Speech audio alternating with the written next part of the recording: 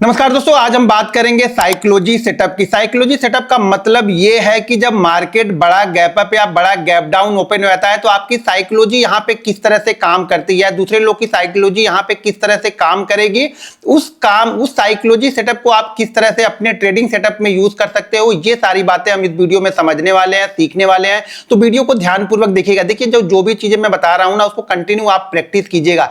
Without practice यहाँ पे कुछ भी नहीं है। अगर आप 1.5 साल 2 साल एक ही चीज को कंटिन्यू देखते हैं, सीखते हैं, समझते हैं, तब जाके वो आप इंप्लीमेंट करेंगे तो आपको कॉन्फिडेंस आएगा। जब तक आप चीजों को सीखेंगे नहीं, प्रैक्टिस नहीं करेंगे और उसको अपने, देखिए प्रैक्टिस भी ना अपने रूल्स और अपने डिसिप्लिन के साथ में आपको करना है। जो आप रूल्स बना रहे हैं उस रूल के साथ में उसको डिसिप्लिन से फॉलो करेंगे अपने रूल्स को, तब जाके कोई भी सेटअप आपका काम करना स्टार्ट होगा। ये ध्यान रखिएगा, हर सेटअप 100% प्रूफ नहीं है। तो किसी भी सेटअप में आप ये बिल्कुल मान के मत चलिए कि ये 100% प्रूफ है। कोई भी सेटअप आपको मान के चलिए 50%, 60%, 70% ही वर्क करेगा, लेकिन हाँ, उसका रिस्क रिवार्ड आपको बेहतर करना होता है। बस यही चीजें सीखनी होती है। देखिए, साइकोलॉजी सेटअप में क्या हो, साइकोलॉजी सेटअप हम उस जगह की बात कर रहे हैं जब मार्केट बड़ा गैप अप या बड़ा गैप डाउन ओपन हो जाए। बड़े गैप अप या बड़े गैप डाउन का मतलब क्या हो गया कि मार्केट मान लो 1% के आसपास या 1% से ज्यादा गैप अप या 1% से ज्यादा गैप डाउन ओपन हो रहा है, तो ट्रेडर की साइकोलॉजी किस तरह से काम करेगी, इन्वेस्टर किस तरह से वहां पे सोचना स्टार्ट करेगा।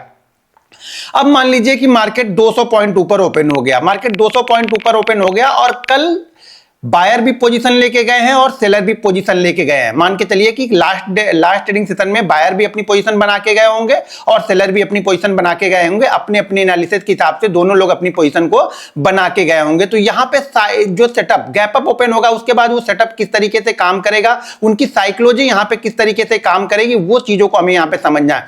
तो मार्केट मान लीजिए गैप अप या गैप डाउन ओपन हो गया, बड़ा गैप अप या बड़ा गैप डाउन ओपन हो गया और बड़े गैप अप के बाद में पोजीशन दोनों लोग के पास, क्योंकि मार्केट दोनों लोगों से चलेगा, बायर भी रहेंगे सेलर भी रहेंगे, तो ही दोनों मार्केट यहां पे ट्रेड होगा।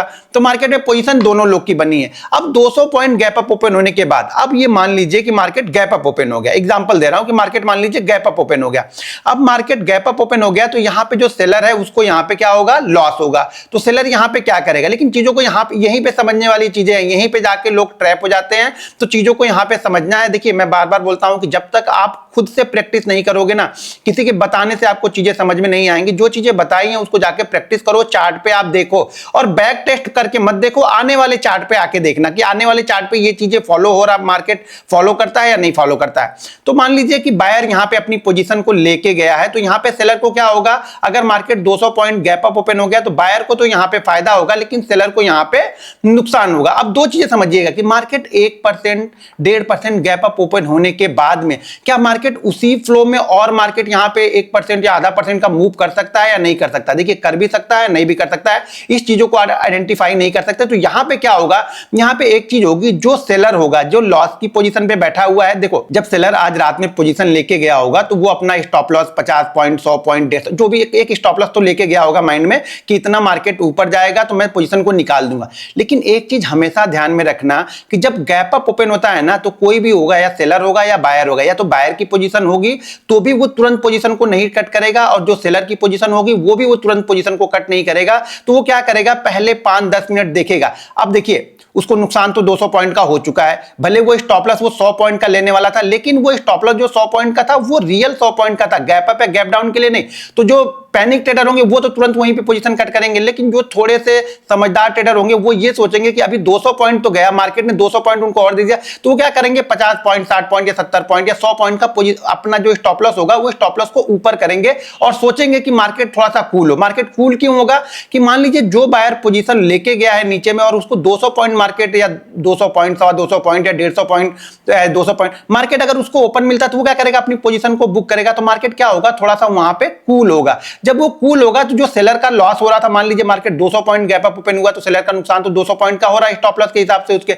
लेकिन अब मार्केट धीरे धीरे करके क्या हो गया, 50 पॉइंट, 60 पॉइंट या 100 पॉइंट मार्केट नीचे आया, तब वो अपनी पोजीशन वहां से स्क्वायर अप करना स्टार्ट करेगा। ये ध्यान रखिएगा कि मार्केट 200 पॉइंट या 250 पॉइंट बड़े गैप अप या बड़े गैप डाउन के बाद में कोई भी अपनी पोजीशन को तुरंत स्क्वायर अप नहीं करेगा। अगर आप समझदार ट्रेडर हो तो आपको 50-60 पॉइंट का और रिस्क लेके वहां पे लोग बैठे रहते हैं। मैं ये नहीं बोल रहा हूं कि आप बैठे रहो, मैं दूसरे की साइकोलॉजी बता रहा हूं कि वो तुरंत पोजीशन पोजीशन को स्क्वायर अप नहीं करेगा। तो यहां पे क्या होगा, जब मार्केट थोड़ा सा कूल होगा वहां पे पोजीशन को लोग स्क्वायर अप करना स्टार्ट होंगे तो दो चीजें होंगी। एक तो बायर की पोजीशन, जो लोग कल बाई करके गए थे वो लोगों ने पोजीशन ऊपर की साइड में अपनी खाली कर दी और मार्केट नीचे उनको वापस 100 पॉइंट 150 पॉइंट या मान लीजिए 70 पॉइंट वापस मार्केट नीचे उनको मिलता है तो वो क्या करेंगे, अपनी पोजीशन धीरे धीरे बनाना स्टार्ट करेंगे।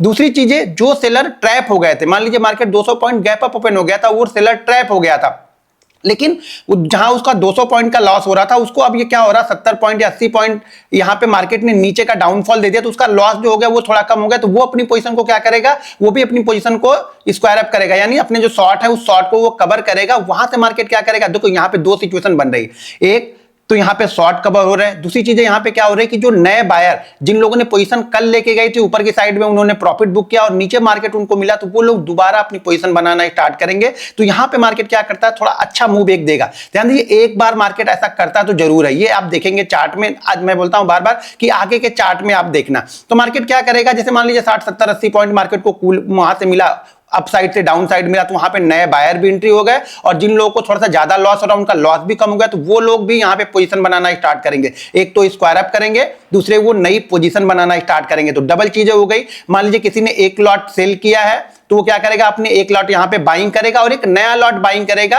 जो पीछे, क्योंकि मार्केट का अब ट्रेंड चेंज हो चुका है तो क्या करेगा, पीछे जो उसका लॉस हो रहा है उसको कवर करने के लिए क्या करेगा, वो नया बाई करेगा या नई एंट्री लेगा। क्यों, क्योंकि मार्केट यहां से अब उसको बुलिश दिख रहा है तो वो यहां पे एंट्री लेगा।